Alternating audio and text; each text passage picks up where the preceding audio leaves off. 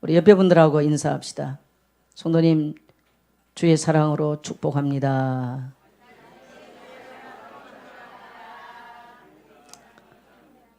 예, 우리 한 번 더 하겠습니다. 교회를 행복하게, 가정을 행복하게 만듭시다. 그러실 분만 아멘 하십시오. 예, 한 주간 우리 성도님들이 올려놓은 글들을 보면서 은혜 받은 게 있어 제가 좀 한번 소개를 하겠습니다.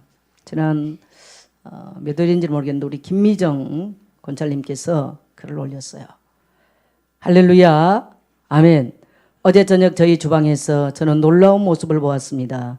45년 동안 아침마다 물 떠놓고 합장을 하시던 시어머니의 물그릇이 없어진 것입니다. 너무 놀라 시어머니에게 그릇 어디 갔느냐고 치우셨냐고 했더니 이제 힘들어서 귀찮다고 치우셨다는 겁니다. 엄마 진짜냐고 또 진짜냐고 여쭤보고 또 여쭤보고 끌어안고 잘하셨다, 너무 잘하셨다, 고맙다 말씀드렸습니다. 기적입니다. 하나님이 또 저에게 선물을 주셨습니다. 기도했지만 언제 들어주실까? 저 그릇이 깨지게 해주세요. 수없이 기도했는데 눈물이 나서 감사합니다. 살아계신 아버지 사랑합니다. 아멘. 이 가정에 응답하신 하나님께 영광의 박수를 드립니다. 우리 공동체 안에 이러한 늘 고백들이 있고 이것 때문에 함께 우리 공동체가 기뻐하고 또 나가서 이제 그렇게 우상 숭배를 매일매일 귀신 섬겼던 이 집이 우리 그 어머니가 앞으로 속히 이 자리에 함께 와서 예배하기를 온 우리 공동체들 기도합시다. 아멘. 예. 그 다음에 제가 우리 올려놓으신 글들이니까 한번 읽겠습니다. 사실 지난 그전가 그 예배에 대해서 올려놓은 우리 이세은 성도님 글이 너무 제가 은혜가 돼서 내가 리플을 달았는데 오늘 아침에 또 제가 올려놓은 걸 읽고 참 은혜가 됐어요. 오늘 아침에 올려놓은 걸 제가 한번 읽겠습니다. 역대상 14장 11절 아사야가 그의 하나님 여호와께 부르짖어 이르되 여호와여 힘이 강한 자와 약한 자 사이에는 주밖에 도울 자가 없사오니 우리 하나님 여호와여 우리를 도우소서. 우리가 주를 의지하오며 주의 이름으로 의탁하옵고 이 많은 무리를 치러하나이다. 여호와여 주는 우리 하나님이오시오니 원컨대 사람이 주를 이기지 못하게 하옵소서 하였더니 14장 12절 여호와께서 구스 사람들을 아사와 유다 사람들 앞에서 치시니 구스 사람들이 도망한지라. 적용 한 번 더 부르짖어 보라. 기도 하나님 감사합니다. 하나님 아사 왕이 왕인데도 자신의 나약함을 인정하고 전적으로 하나님을 믿고 매달리며 기도한 것처럼 나의 모든 순간순간 불신앙 들지 않고 기도의 사람 되게 하여 주시고 요수아가 여리고성을 믿음으로 무너뜨림에도 자신들의 강함 때문이라고 착각하고 기도하는 이스라엘 백성들처럼 그래서 결국 작은 아이성을 공격했을 때 패한 것처럼 기도하지 않는 슬픈 인생을 살지 않게 해주세요.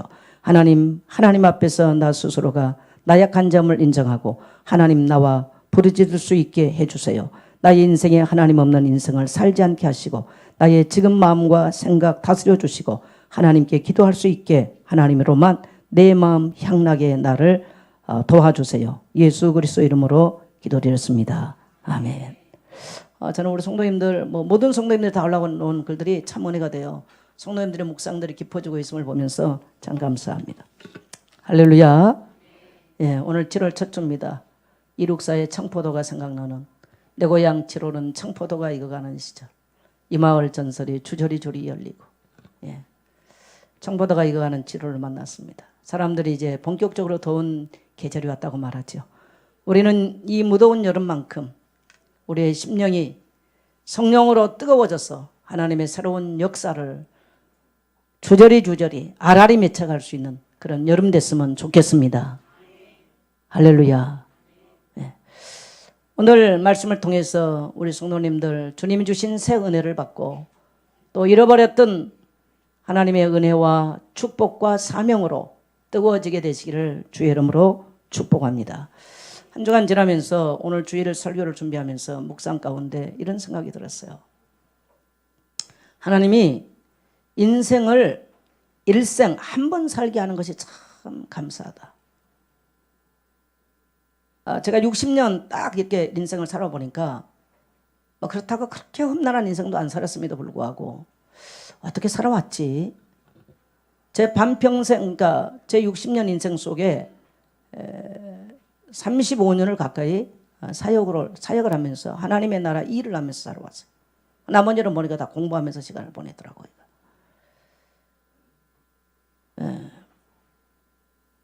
그런데 때로는 너무 많이 절망하고 또 절망하면서 많은 상처를 입고 또 이 상처 때문에 많이 분노하고 그래서 또 마음에 엉킨 것들이 있고 용서하지 못한 것들이 많고 그래서 이런 내 자신을 보면서 네가 그래도 하나님의 사람이냐, 네가 그래도 주의 종이냐, 이런 정죄감 속에 많이 실패감, 낙심감을 가질 때가 참 많았어요.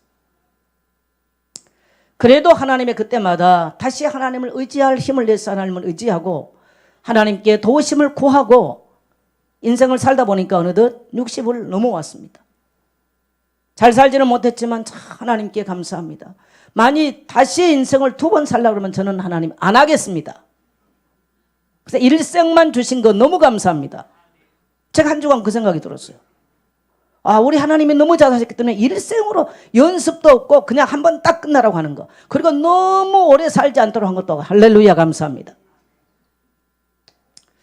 근데 그 생각을 하면서 오늘 주일 설교 준비를 하면서 우리 교회 안에 우리 젊은이들, 우리 다음 세대를 많이 한 주간 생각했어요. 저들이 살아갈 앞으로 날들이 장구한데 저들이 정말 어떻게 인생을 살아갈까?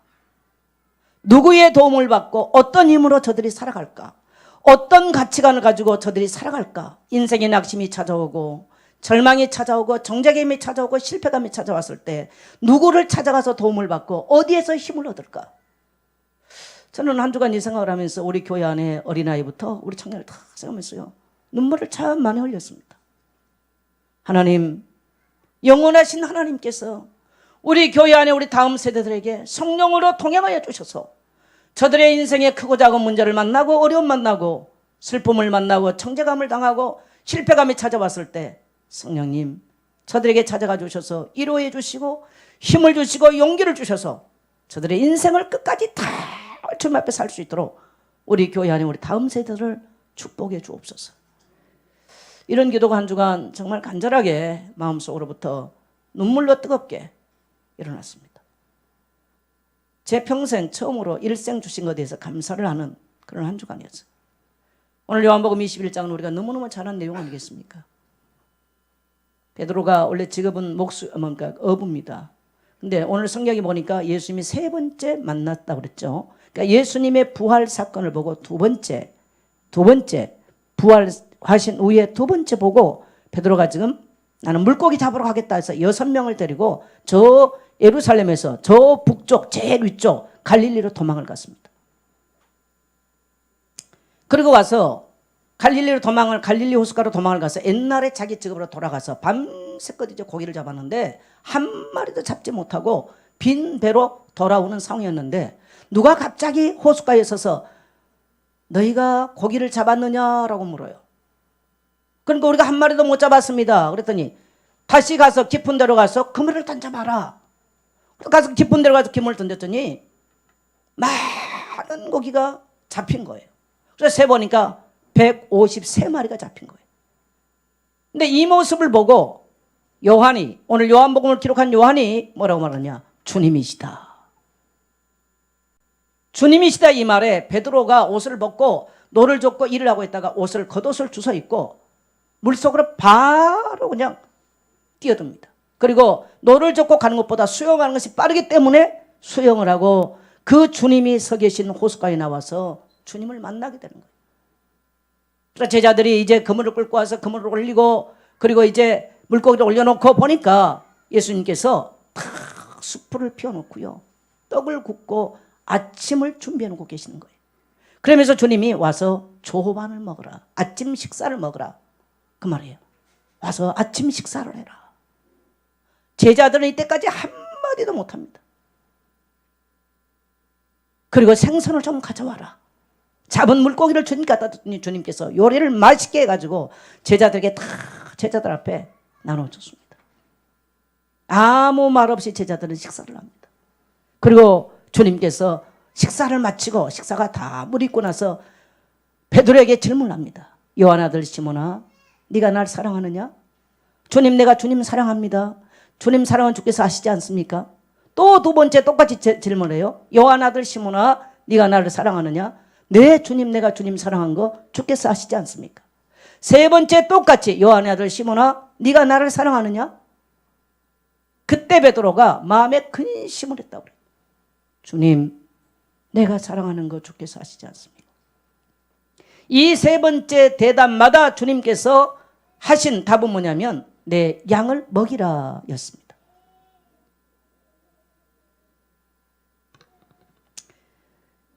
그리고 요한복음은 끝이 나죠. 그렇게 하고 요한복음은 끝이 나는데 오늘 제가 왜 사도행전 1장 가서 읽었냐면요. 이렇게 요한복음은 끝이 나지만 이 베드로는 이후에 갈릴리 호숫가에서 예수를 만나고 난 이후에 굉장한 변화의 삶을 살기 시작해요. 그리고 우리 기독교에 없어서는 안 될 기독교를 세워나가는 기둥과 같은 역할을 하면서 초대교회를 이끌었던 그런 사람으로 그의 삶이 변화됩니다. 뿐만 아니라 마지막 베드로가 순교를 하게 되는데 커버디스라는 영화를 보면요. 주님 어디로 가시나니까 커버디스 영화에서는 이 베드로가 내가 어떻게 주님과 똑같이 이렇게 십자가 달릴 수 있느냐. 내 같은 사람은 가히 주님과 똑같이 십자가 질 수 없으니 거꾸로 나를 매달아 달라.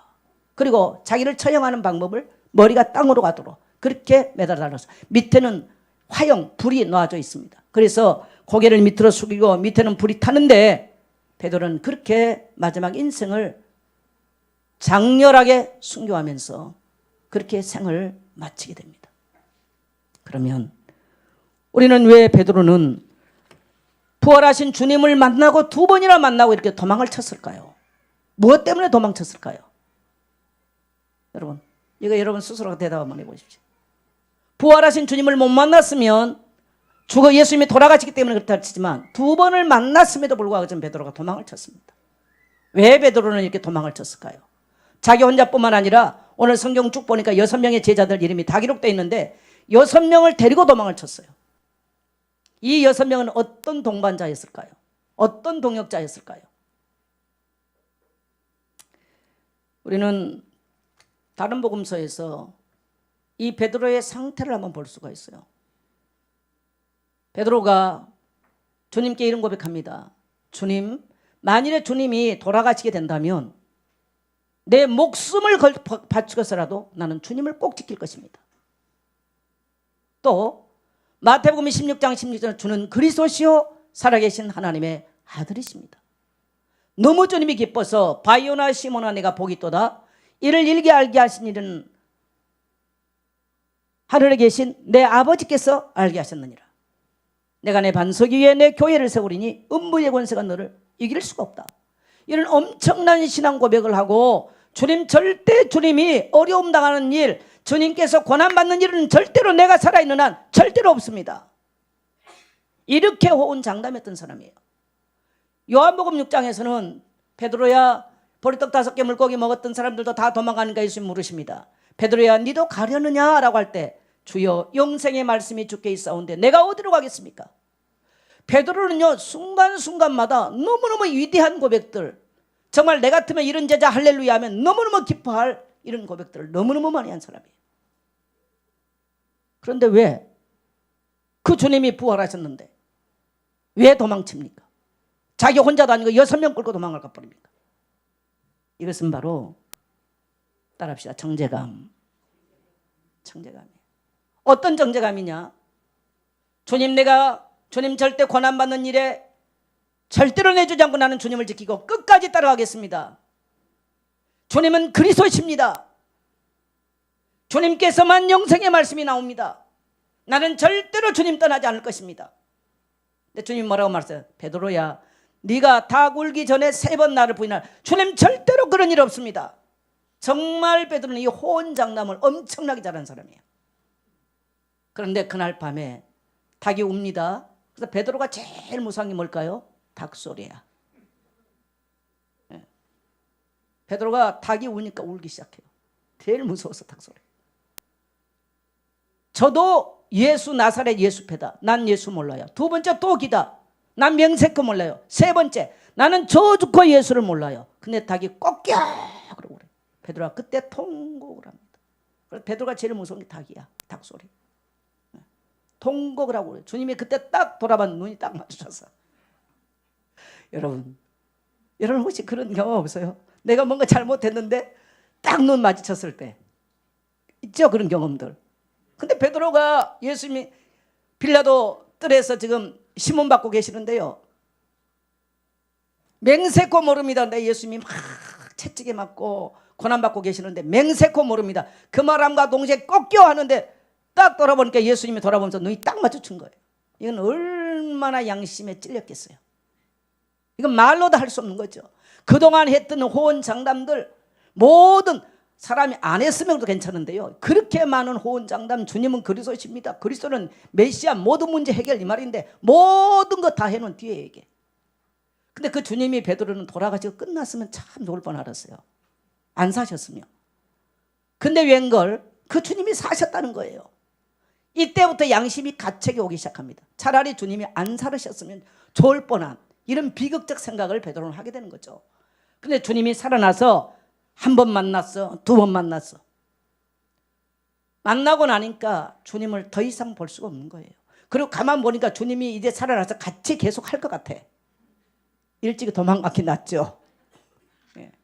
아니 돌아가시고 끝났고 나버렸으면 되는데, 아니 살아나서 바로 뭐 승천해버렸는데, 가만 보니까 주님께서는 계속 다니시는데, 야, 양심의 가책도 더 이상 같이 있을 수가 없는 거예요. 그래서 가장 좋은 방법은 거기에 같이 동조했던 사람들, 같이 떠난 사람은 동조한 사람들이거든요. 같이 동조했던 사람들 데리고, 도마도 의심했다고 그랬거든요. 예수님께서 의심한 사람, 그런 동료 비슷한 사람을 다 데리고 갈릴리로 도망을 한 거예요. 왜? 마음의 창제가. 네 그래가지고 네가 무슨 예수님의 제자라고, 그 살아계신 예수님 앞에서 무슨 네가 또 할 말 있다고. 나는 예수님의 제자 될 자격이 없어, 이 말이에요.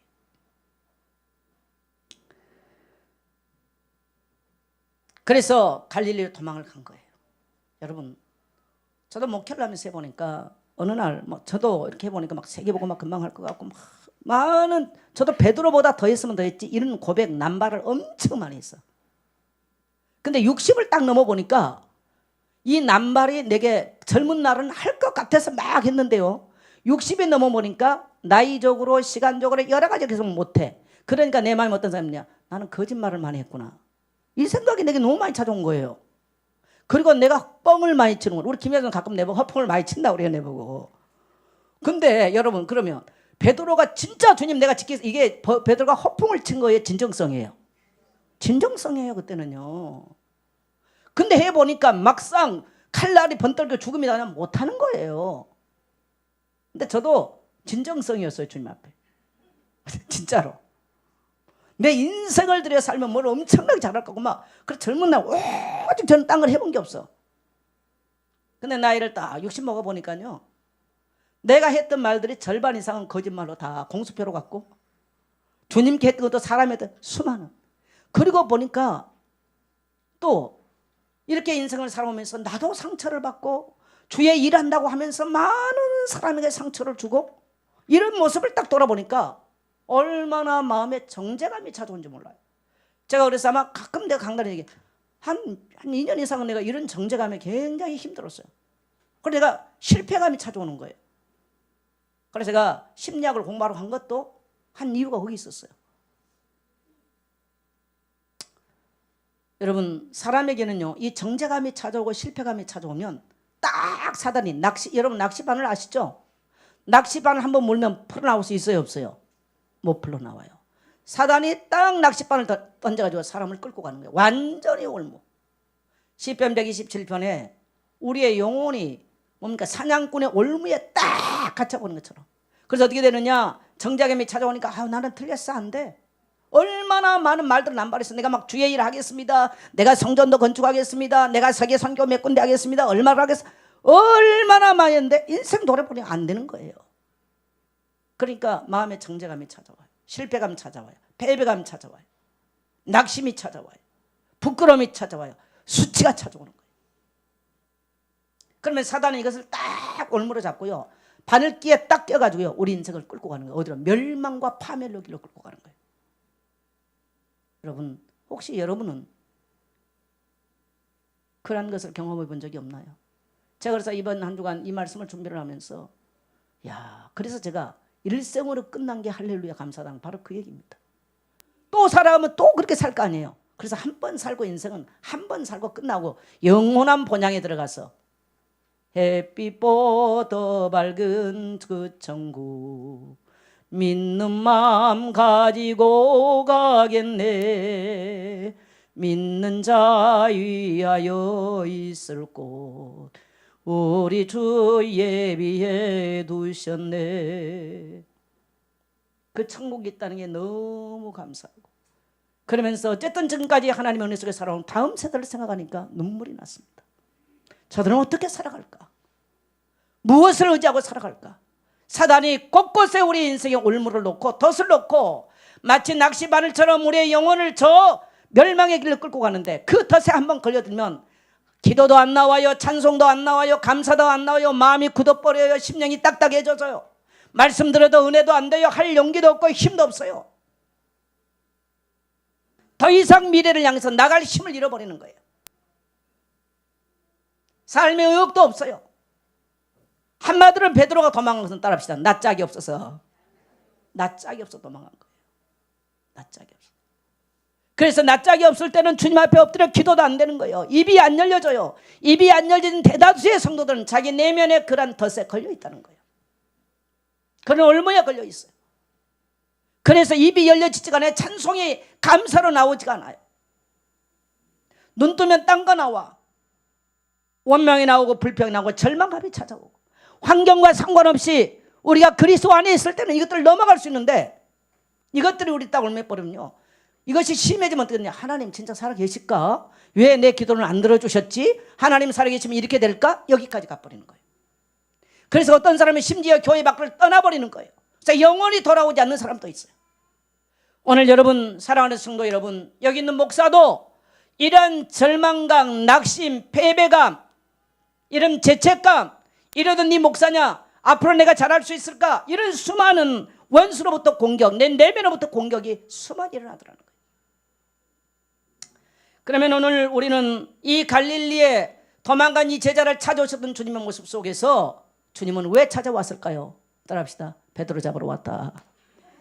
그래서 보니까 어떨 때는요, 어떤 일들 하는 게 막 주님을 양보도 막 내 자아 도취해가지고 막 자아 실현하고 열심히 뭔가 했던 것 같아.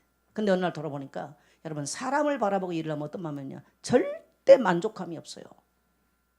그러니까 여러분, 직장에 가서 일을 하든 직장에 가서 일을 해도 주님을 바라보고 일을 해야지, 사람을 바라보면 절대로 만족감이 없다라는 거. 가정에서 남편도 아내도 여러분이 남편을 찾아보고 아내를 찾아보면 만족함이 없어요. 그러니까 늘 어딘가 도망을 쳐야만 되는 거예요. 교회 생활, 주님 내가 뭐 할게 뭐 할게, 자기 자아실을 많이 합니다. 내 열심, 내가 중심. 이럴 때는 반드시 갈등이 오고 패배감이 오게 돼 있습니다. 어딘가 도망쳐야만 되는 거예요. 이게 모든 사람들에게 공통적으로 나타나는 사건들입니다. 그런데 주님께서는 찾아오셔서 그 광경, 참 얼마나, 그래서는 늘 젊은 날 이제 부교육자 하거나 이렇게 젊은 날 청년들 학생들 많이 이끌고 수련을 많이 하잖아요. 이렇게 강가 같은 데 가면요, 그 주님의 모습을 참 많이 생각을 해요. 많이 묵상해봐요. 이른 아침에 밤새껏 수고했던 제자들을 위해서 쫙 조반 식사를 배설하시고 떡을 구우시고 그들에게, 시장한 그들에게 먹을 것을 준비하셨던 그 주님의 모습. 그러면서 아무 말씀을 안 하시는 거예요. 주님이 친히 손수 요리를 다 하셔 식탁을 배설하시고 그렇게 주셨어요. 왜 찾아오셨을까요? 잡으러 온 게 아니에요, 사실은. 주님은 아무 말씀 안 하셨어요. 요한 아들 시몬아, 네가 나를 사랑하느냐? 이 질문 속에서 여러분, 우리 같으면 사랑할 자격이 있다고 생각합니까? 사랑할 자격이 없는 거죠. 어떻게 그 말에 감히 내가 주님 사랑 그 말 할 수 있겠어요? 근데 주님은 이미요, 베드로에게서 그 진정 어린 고백은, 그가 비록 이행하지는 못했지만 주님은 그리스도십니다, 진정한 고백이었습니다. 주님, 내가 정말 주님을 지키겠습니다, 진정한 고백이었어요. 주님 외에는 다른 데는 영생의 말씀이 없습니다. 내가 주밖에는 영생의 말씀은 없기 때문에 다른 데 나는 가지 않겠습니다. 진정한 진정성 있는 고백이었어요. 주님은 이 진정성 있는 베드로의 고백을 알았기 때문에 베드로에게 다시 오셔서 뭘 확인하느냐? 네가 정말 날 사랑하느냐? 맞아요, 사랑한 거. 그래서 베드로 주님 내가 주님 사랑한 거 아시지 않습니까? 주님 사랑합니다. 3번 다 사랑합니다 라고 말해요. 주님은 오늘 다시 베드로에게 하고 싶은 게 뭐냐면 주님 사랑하느냐는 거예요. 저는 가끔 인생이 답답할 때 기도할 때 히스기야의 기도를 많이 생각해요. 하나님 혹시 오늘 나의 모습이 하나님 보시기에 악하여서 합당하지 못한다면 지난날 내가 진정으로 주님을 사랑하고 주를 위해서 살고 싶었고 주 외에는 소망을 두지 않고 하나님만으로 만족하며 살기를 원했고 주의 나라 위해서 일하고 싶었던 그 진정을 했던 내 기도와 밤을 새워 눈물 흘렸던 나의 지난날을 주님 내게 추억해 주옵소서. 전 주님께 그걸 많이 호소했어요. 지금 내가 목사로서 부족하고 여러 가지 마땅치 않으면 지난날 정말 진정어리게 주님을 향해서 내가 주님을 찾고 의지하고 의리하고 주를 갈급하고 주 앞에 진정성 있게 살았던 날들을 주님 있었지 않습니까? 그때를 나를 추억하시고 오늘 나를 기억하여 주옵소서. 그 기도를 많이 주님께 단원했어요. 근데요, 주님은 지난날 우리의 모습만이 좋은 모습만이 아니에요. 이미 하나님의 자녀로 택한 자녀들, 정말 내가 주님을 믿기로 결심하고 결단하고 돌아온 이 순간부터 주님은 우리를 절대로 잊지 않고 있다는 사실들을 믿게 되시길 바랍니다. 그래서 주님은 찾아오셔서 1호의 밥상을 배설한 거예요. 그들의 마음의 허탈감과 허무와 감으로 얼룩진 그들에게요, 그들에게 식사를 제공하면서 그들의 마음을 어루만지고 그들의 마음을 위로하시고 너희가 배반할 수밖에 없는 연약한 존재라는 걸 주님이 인정하신 거예요. 그래서 그 정죄감과 낙심감과 패배감에 사로잡힌 그들에게 다시 힘과 위로와 용서, 그 식탁은 따라합시다. 용서의 식탁. 용서의 식탁. 여러분 성만찬이 뭐예요? 오늘 주님은 우리는 성만찬 아래에서 다시 우리에게 찾아오셔서 우리의 모든 과거의 실패와 낙심과 좌절감과 정죄감을 용서하신 주님의 만찬인 줄 믿습니다. 그래서 이 식탁에 초대받은 우리 사랑하는 성도 여러분, 주님이 내가 너를 용서했다고 하는 증거물이 바로 성만찬인 줄 믿습니다. 그리고 우리에게 다시 주님은 위로받기를 원해요. 그래서 주님께서 참 우리가 성경을 보면 위로가 된 게 뭐냐면, 주님은 내 같으면 야 이 새끼야, 네 아무리 그렇지 그렇게 3번씩이나 내가 있는데 네 그렇게 배신하고 그렇게 부인할 수 있어? 그럼 내가 딱 눈 마주치니까 네 그냥 눈 내려깠잖아. 이러면서 했을 것 같아. 근데 여러분, 우리 주님의 방법은 한 번도 사람의 약점, 사람의 수치, 부끄러움을 드러내지 아니했다는 사실. 이게 주님의 방법이에요. 한 번도. 그래서 요한복음 9장에서도요, 현장에서 가늠하다 잡혀온 여자에게 뭐라고 그래요? 여자요, 나도 너를 정죄치 아니하노니 다시는 가서 죄를 범하지 말라. 따라합시다. 나도 너를 정죄치 아니하노니 다시는 가서 죄를 범하지 말라. 예수님의 목적은 정죄치 아니하는 거예요. 그리고 다시는 가서 죄를 범하지 말라는 데 있지, 죄를 들추지 않았다는 거예요. 베드로의 실수와 허물을 들추지 않았어요. 오늘 이게 우리 주님께서 우리에게 베푸신 성만찬 안에서 나타나신 주님의 용서와 주님의 사랑과 주님의 격려인 줄 믿습니다. 그래서 우리는 성만찬을 통해서 다시 이 성만찬 속에 성령으로 임재해 계신 주님을 만나면서, 오늘 여러분 모든 정죄가 나는 장로로서 틀렸어, 나는 권사로 틀렸어, 나는 성도로서 틀렸어, 내 꼬락산이 봐 했던 모든 성도님들, 오늘 이 성만찬을 받으면서 주님이 용서하신 주님의 손길을 경험하게 되시기를 축복합니다. 할렐루야. 그리고 다시 힘을 내라고 떡을 구워주면서, 생선을 구워주면서 힘을 내라고 말씀하신 주님의 격려를 받게 되시기를 축복합니다. 우리가 세상 살면서는요, 그러다 보니까 저도 이렇게 자신이 굉장히 만만했던 사람이에요. 어디 가서 기도 안 죽고. 근데 60을 넘어보니까 이게 얼마나 부질없다는 걸 제가 알게 됐어요. 60이 넘어보니까 좀 철들어. 여러분, 그래도 감사한 것은 주님은 항상 나의 장점을 쓰시고 격려한다는 걸, 그건 믿고 있었어요. 여러분, 주님은요, 여러분의 약점, 부끄러움, 수치, 약한 것 때문에 여러분을 무너뜨리는 것이 아니고, 베드로처럼 끝까지 나는 그래도 주님 내가 지키겠습니다, 주님은 그리스도이십니다, 영생의 말씀이 주고, 이거 장점이에요. 이 기질이 달라요. 이 기질을 끝까지 보시고 이 베드로를 쓰신 줄 믿습니다. 오늘 또 우리에게 마찬가지입니다. 여러분, 오늘 이제 우리가 반년을 지나왔는데 우리 수치와 부끄럼 다 묻어버리시고 오늘 이 성만찬을 통해서 나를 이루하시고 격려하시고 용서하신 주님 만나고 새 힘 얻고 사명과 또 은혜의 자리를 회복하는 귀한 여러분 되시기를 주의 이름으로 축원합니다. 그러면 우리가 어떻게 가능할까요? 주님은 알고 계세요. 베드로도 알아야 안 된다는 걸. 그래서 주님께서 사도행전 1장 8절에 오직 성령이 너에게 임하시면 권능 받으면 땅끝까지 네 힘과 상관없이 증인된다는 겁니다. 그게 방법 중에 방법입니다. 제가 생각해 보니까 주님 내가 세계복음 할게요. 내가 뭐 할까요? 어느 날 보니까 많은 깊은 기도보다는요. 성령에 의지하는 것보다 성령에 민감해진 것보다는 그래서 제가 2016년을 마감하면서 성령님께서 하지 않은 건 절대로 하지 않겠습니다. 사람의 눈치도 안 보겠습니다. 나는 성령의 도우심과 인도받기로 결정하고 살아갈 것입니다. 이런 마음에 딱 결정을 했어요. 뭐 하는 게 보니까 정말 내가 주님을 위해서 하는 거 이걸 내가 질문하게 되는 거예요. 나를 위해서, 내 만족감을 위해서, 내 자아 실현을 위해서, 남에게 보이기 위해서, 인정받기 위해서. 여러분 오늘 이거 다 내려놓으십시오. 내려놓으시고 주님의 방법은 따라합시다. 오직 성령 충만. 오직이란 말은 다른 길은 없다 이 말이에요. 다른 방법은 없다 이 말이에요. 여러분 우리가 주의 일을 어떻게 해요? 사람들은 돈 벌어서 할게요. 돈 가지고 안 돼요. 주님의 나라 일은 권능 가지고 하는 거예요. 할렐루야. 제가 우리 건축 문제도 한번 생각을 해봤어요. 왜 성도가 적고 연약했을 때는 가능했을까? 그때는 오직이었어요. 오직 주님을 바라봤어요. 목사가 어느 날 이제 장로들 계시고 성도들 계시니까 오직을 안 해. 뭐 하겠지, 다 하겠지. 거기에서 큰 패배, 마치 아이성의 패배처럼 그래서 목사에도 패배감이 찾아오고 낙심이 찾아오고 부끄러움이 찾아오고 실패감이 찾아오고.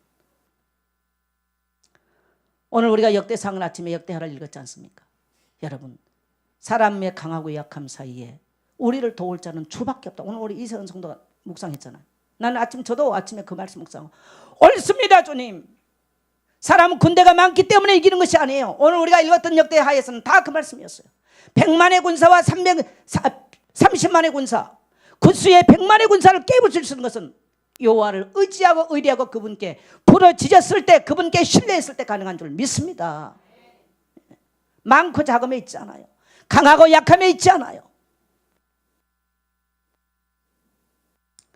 성령이 너희에게 임하시면 너희가 권능을 받고, 권능, 두나미스 이 말은 우리가 두 가지로 해석하는데, 하나는 다이나믹 한다는 거예요. 다이나믹은 내적인 내 분노가 사라져요. 내 정죄감이 사라져요. 미움이 사라져요. 원망이 사라져요. 실패감이 사라져요. 이게 사라지는 거예요. 그리고 내 성품이 변해서 미움이 가득했던 마음에 사랑이, 용서할 수 없던 남편이 아내가 용서가 되기 시작해요. 그게 두나미스예요. 두나미스. 따라해 두나미스. 그럼 기쁨이 충만해지는 거예요. 내면서부터 용기가 솟아나는 거예요. 그게 성령 충만이에요. 그 다음에 두 번째 성령 충만은 뭐냐면 다이나마이트예요. 이건 폭발이라는 얘기예요. 첫 번째는 역동이라 역동. 막 슬픔이 절로 낙심 절망했던 마음이에요. 두나미스, 다이나믹, 역동이 막 일어나요. 감사가 일어나요. 여러분 성령 충만 받았다는 거 막 찬양이 나잖아요. 마음이 묶였던 마음이 풀려버려. 마치 후리덤 하는 거예요. 후리덤 알아요? 그 말 안에 좀 이상하긴 하네. 자유다, 자유. 정말 성령이 우리 오실 때 그래요. 근데 성령 충만하면 자꾸 묶여요.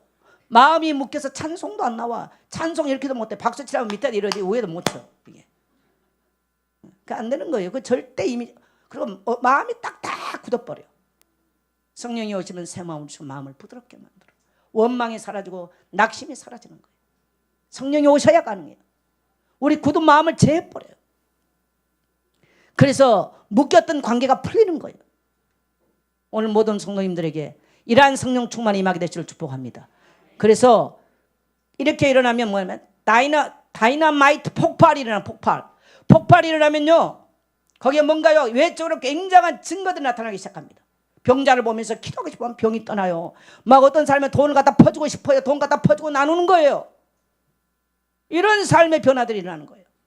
그래서 결론은 뭐냐? 고린도서 15장 45절을 보면요 성령은 따라합시다. 살려주는 영이다. 성령이 임하시면 내가 살 뿐만 아니에요. 그래서 나를 넘어서 성령 임한 사람이 있으면 남편을 살려주고 아내를 살려주고 가정이 살아나게 돼 있어요. 교회가 살아나는 거예요. 여러분 하나님의 일을 어떻게 합니까? 간단하게 표현합니다. 따라서 성령님이 하십니다. 여러분 주의 일하고 싶습니까? 주의 일하고 싶습니까? 여러분 주님께서 사도행전 1장 3절에 하나님의 나라 일을 분부하셨다고 그래요. 우리의 이 땅의 목적은 하나님의 나라 일하다 가는 거예요. 그런데 내가 안 되는 거죠. 그래서 뭐가 필요해요? 성령의 능력이 필요해요. 권능이 필요해요. 다이나믹한 다이너마이트한 이런 힘들이 필요한 거예요. 이게 있어야 베드로가 그 자기 성향도 쓴 것이죠. 이게 없는 상태에서는 주님 내가 주님 지키겠습니다. 주님 떠나지 않겠습니다. 주님은 그리스도이십니다. 말로 끝나버려. 안 되는 거예요. 호언장담으로 끝나버렸어. 그래서 정죄감, 낙심감이 찾아오는 거예요. 오늘 사랑하는 모든 성도님들, 여러분의 삶이 우리는 생이 짧습니다. 우리 인생이 길지 않아요. 우리 청년들 보면 여러분이 앞으로 긴 인생을 살 것 같죠? 저도 여러분 같은 날이 있었어요. 근데 얼마나 신속히 인생이 지나갔는지.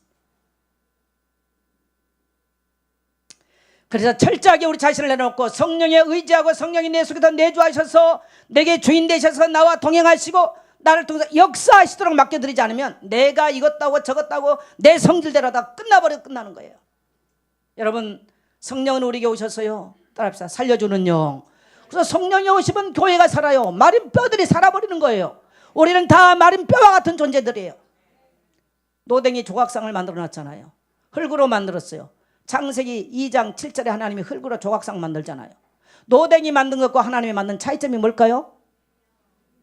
노댕은 생기로 못 불어넣고 그래서 생각하는 사람으로 끝났고 시체야 시체. 그냥 조각상이지. 하나님은 뭘 불어넣었어? 생기를 불어넣은 거예요. 그게 노댕과 하나님의 차이예요. 하나님의 생기가 없으면 우리는 노댕의 조각상에 불과해요. 그러나 성령이 우리에게 오시면 우리 속에 죄로 묶였던 모든 것들이 풀어지기 시작하면서요, 우리 내면에서부터 역동성이라고 절망과 낙심과 슬픔과 상처 가운데 올매살이들 우리가 감사가 나오고 찬양이 나오고 나를 위해 살았던 내가 하나님 나라를 위해서 다른 사람을 위해서 다른 사람을 살리면서 거룩한 영향을 주면서 사는 사람이 되는 줄 믿습니다. 여러분 이것이 바로 교회의 모습이에요. 교회가 그렇게 돼야 된다는 거예요. 오늘 여러분 성령 충만을 사모하십시오. 다이나믹해지십시오. 다이너마이트해지십시오. 어떻게 성령 충만합니까? 성령 충만이라는 말을 보니까 이게 성령 충만하다라는 말은 무슨 말이냐면요, 충전시켜라 이 말이요. 여러분이 스마트폰 가지고 다니잖아요. 오늘 하루 종일 치면은 배터리가 어떻게 돼요? 방전돼 버려. 다 나가버려요. 그럼 여러분 어떻게 하십니까? 충전해야 돼. 그래야 다시 쓸 수 있죠. 성령 충만이라는 말은 충전시켜라 이 말이에요. 성령 세례는 한 번으로 끝나버려. 그러나 성령 충만은 계속 우리가 배터리 이 충전시키지 않으면 끝나는 것입니다. 그게 뭐냐? 충전시키기 뭐냐? 우리 몸과 영혼을요 어딘가 하나님의 파워에 갖다 꽂아놔야 계속 충전되는 겁니다. 그게 뭘까요? 따라서 기도의 충전기. 바로 기도예요. 그래서 초대교회 성도들도 10일 동안 그들이 금식하면서 하나님께 기도했더니 그들이 다 성령의 충만함을 받았더라. 기도에는 성령 충만해지는 방법이 없어요. 내 자아가 살아나서 하나님 나라 걸림돌이 되어져요. 열심히 하면 할수록 하나님 나라의 원수가 되어버리는 거예요. 여러분 로마서를 우리가 보면은 바울이 얼마나 주옥 같은 말씀을 하십니까? 그런데 로마서 7장에 24절 오호라 나는 공고한 사람이로다. 이 사망의 몸에서 누가 나를 건져내라. 마지막 절에 보면 우리 주 예수 그리스도를 말미암아 우리에게 이김을 주신 하나님께 감사하노니. 그리고 로마서 8장에 보니까 누구든지 그리스도 안에 있는 자는 정잠이 없나니 생명의 성령이 법이 죄와 사망의 법에서 너희를 해방하였습니다. 그래서 로마서 8장은 성령장이에요. 성령 오셔야 이 공고한 몸에서 하나님 나라 하나님이 원하는 거 할 수 있다는 거예요. 이게 바울의 고백인 줄 믿습니다. 여러분 어떻게 우리가 하나님 나라에 이래? 다 걸림돌입니다. 한다고 하면 걸림돌이에요. 성령은 우리에게 죄에 대해 책망을 해요. 여기서 어머니를 위해서 기도하는데 그 어머니가 유상 숭배가 쓸데없는 버리는 거예요.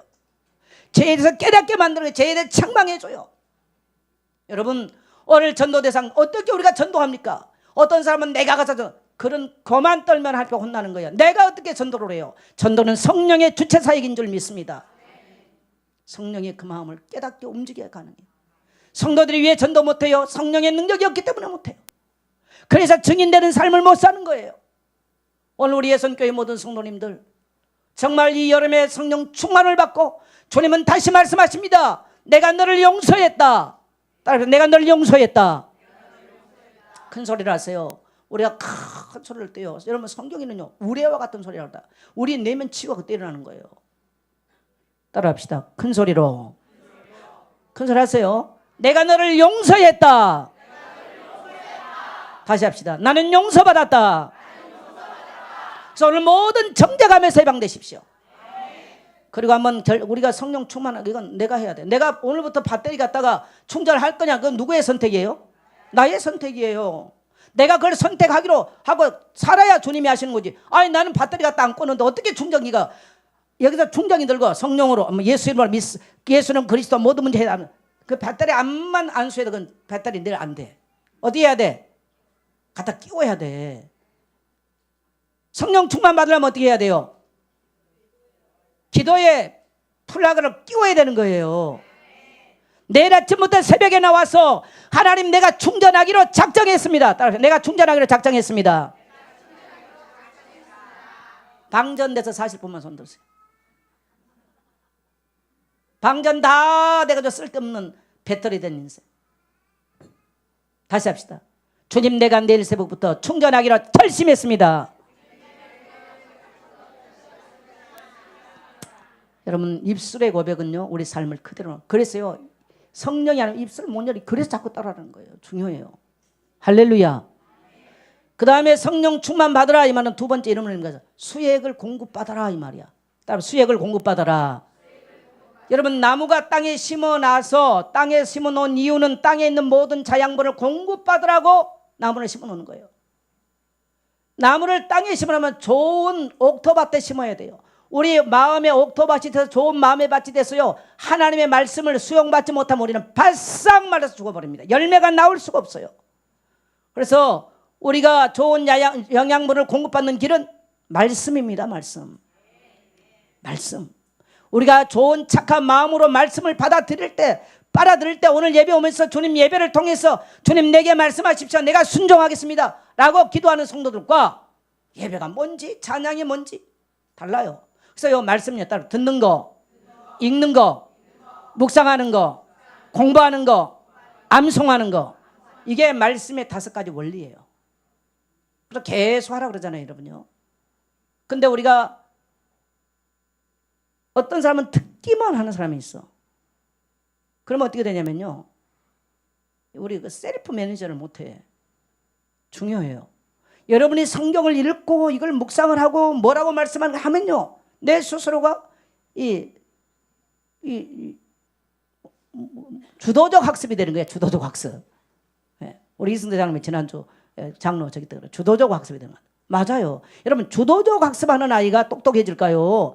늘 가정교사 붙여놓고 물론 대학은 잘 갈 수 있어. 어느 사람이 긴 인생 볼 때 어느 사람이 나을까요? 주도적 학습이 낫죠.